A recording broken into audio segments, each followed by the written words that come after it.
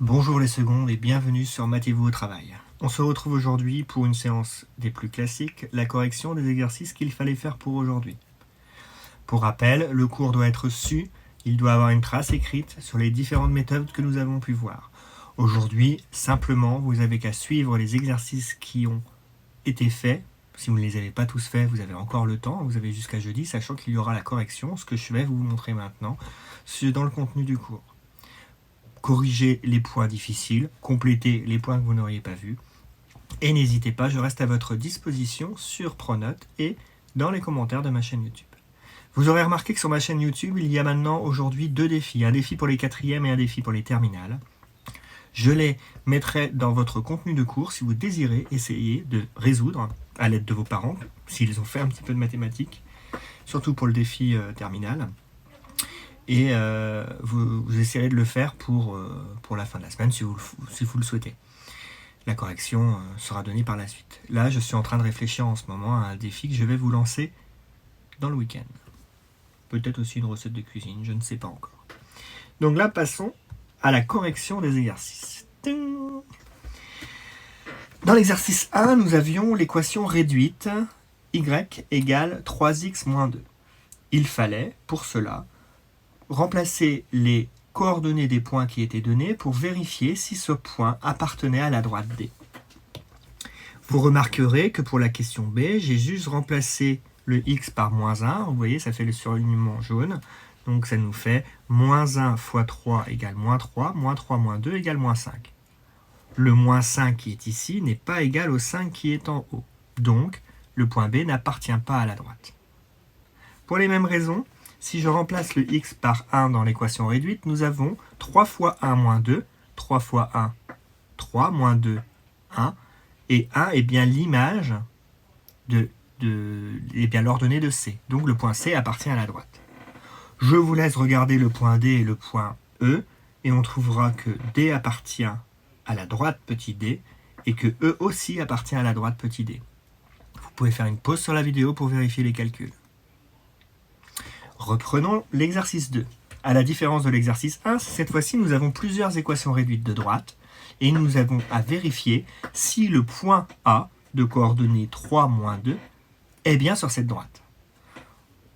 Toujours pareil, on remplace dans les équations réduites la valeur de l'abscisse du point A, le x, et on regarde si la valeur nous donne l'ordonnée voulue qui est égale à moins 2. Je mets une couleur rose pour changer de couleur. Ici, je remplace le x par 3. Moins 2 fois 3 égale moins 6. Moins 6 plus 4 égale moins 2. Et moins 2 est bien l'image de 3 par cette équation et aussi l'ordonnée du point A. Donc A appartient bien à la droite. On remarque la même chose dans D3. Là, on trouve une image qui est égale à 4, qui n'est pas égale à l'ordonnée de A. Donc A n'appartient pas à la droite D3. Regardez vite fait la droite D4. La droite D4, c'était une droite x égale moins 2. Rappelez-vous, la droite x égale moins 2 est une droite qui est parallèle à l'axe des ordonnées. Et sur cette droite parallèle à l'axe des ordonnées, tous les points ont tous le même abscisse égale à moins 2. Et regardez, A n'a pas d'abscisse égale à moins 2. Donc, ce n'est pas un point de la droite. À la fin, pour la D5, y égale moins 2 est une droite qui est parallèle à l'axe des abscisses, dont les ordonnées de tous les points sont égaux à moins 2. Et bien là, forcément, comme A est un point particulier qui a pour ordonnée égale à moins 2. Donc ce point est bien sur cette droite. Ce n'était pas si compliqué. Passons à l'exercice 3. Dans l'exercice 3, attendez, je dézoome un tout petit peu. Nous avons un repère. Dans ce repère, nous avons 3 droites. Et on vous demande d'associer chaque droite à son équation. Ça, c'est super simple. Regardez D1. D1 est parallèle à l'axe des abscisses, donc c'est forcément du y égale à un nombre. Il n'y a pas de x. Donc y égale à un nombre, c'est forcément D1. C'est y égale 2. Je vais prendre directement D3, qui est parallèle à l'axe des ordonnées. Donc c'est forcément du x est égal à un nombre. Donc si c'est x est égal à un nombre, c'est forcément celle-ci. Pour conclure, forcément D2, c'est 2x moins 1. On va le vérifier. Moins 1 qui est ici, le moins 1 que je mets en bleu, c'est ce qu'on appelle l'ordonnée à l'origine. Il est bien là, c'est ce que j'ai entouré sur le repère. Et le 2 que je mets en rouge, qu'on appelle la pente de l'équation réduite ou le coefficient directeur de cette fonction affine, on voit bien que si je pars d'une intersection ici, j'ai un petit triangle rectangle, il y en a bien 2 divisé par 1, 2 divisé par 1, les y divisés par les x, le delta y sur delta x, c'est bien égal à 2, donc on a bien une fonction croissante, 2x moins 1. Tracer les droites suivantes, je vais prendre différentes couleurs, je vais prendre en rouge, alors celui-ci sera en rouge, donc là je veux du y égale 3, donc on se met en 3, hop, et non c'est très moche, on va essayer de faire quelque chose de propre, voilà, là on a des 4, je vais prendre une couleur orange, la couleur orange pour 2x plus 1, donc 2x plus 1, je mets d'abord le point qui est ici, parce que c'est ce qu'on appelle l'ordonnée à l'origine, et après je me décale de 1, et je monte de 2, et j'ai mon deuxième point. Je me décale de 1, et je monte de 2. Donc on obtient cette chose-là que je vais tracer, et on a une très belle droite, 2x plus 1. On pourra remarquer qu'elle est parallèle avec la D2 d'avant, car elle a le même coefficient directeur, même pente, donc parallèle. Il nous reste x égale moins 3, que je vais mettre dans un magnifique bleu. Donc c'est une droite qui est parallèle à l'axe des ordonnées. Et donc c'est moins 3 ici, hop, et là. Voilà, là c'est D6. J'espère que j'ai été clair pour tout le monde. Je pense que tout le monde a compris. Et même tout le monde est surpris d'avoir compris. Non? Bon, continuons. L'exercice 4. Toujours pareil, on vous demande de tracer des droites. Donc là, on fait pareil. Je place les points D1, D2, D3, D4, D5 et D6. Bon, je fais les premières et vous retrouverez la correction de la totalité des exemples dans le contenu du cours. Pas dans cette vidéo, mais dans le contenu du cours, toutes les droites y seront. Je vais faire la D1, Y égale moins 5 demi, donc c'est une droite qui est parallèle à l'exercice en moins 5 demi qui est égale à 2,5. Donc 2,5, elle est là. Donc vous voyez, je la fais ici. Voilà, donc là, on a moins 5 demi, donc là c'est D1. Je vais faire D5 en orange. D5 en orange, c'est 1 demi de x moins 5 demi. Donc moins 5 demi, ça veut dire déjà qu'elle passe par l'ordonnée à l'origine que je fais en orange ici. D'accord? Et après, je dois décaler de 1 et monter de 0,5 parce que c'est 1 demi de x le coefficient directeur. Donc je me décale de 1. Alors regardez, attention, décaler de 1, ça veut dire, d'après l'échelle, c'est décaler de 3. D'accord? Donc si je me décale de 3 petits carreaux, donc ça veut dire d'une unité graphique en abscisse, et je monte de la moitié en ordonnée, et on a la droite D5. Je vous laisse regarder l'ensemble des droites que j'aurais pu construire par la suite. D'accord? Je pense que ça ne pose pas de problème aux personnes de la classe. Exercice 5 et dernier exercice, on vous demande de calculer les coefficients directeurs de toutes ces droites. Je vais donner l'exemple complet pour la partie partie 2, là, le point C et le point D, et je vous laisserai regarder la correction du E et du G qui sera détaillée sur la partie contenu de cours, pour pas mettre des vidéos trop longues et pour éviter que Louis s'endorme devant la vidéo.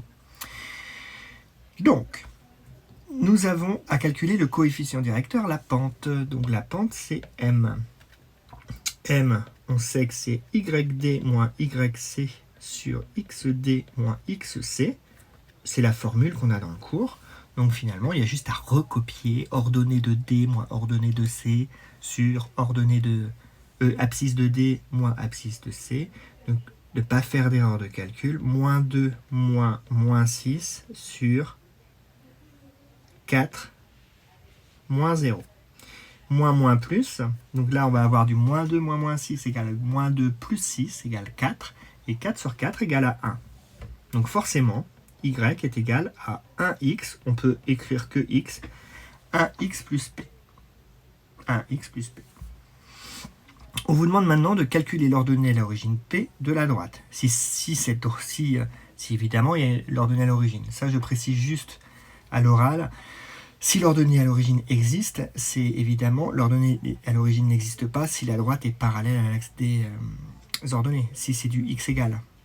Donc en gros, si le coefficient directeur, si si on n'a pas de valeur pour le coefficient directeur, si le coefficient directeur n'existe pas. D'accord ? Ce qui sera le cas sûrement lorsqu'on aura le dénominateur qui est égal à 0, on n'a pas à diviser par 0. Donc là, ça serait impossible. Vous allez voir par la suite, lors de la correction, je préciserai. Donc là, y égale 1x plus p existe. On sait que la droite passe par le point A de coordonnées, oui c'est ça à chaque fois.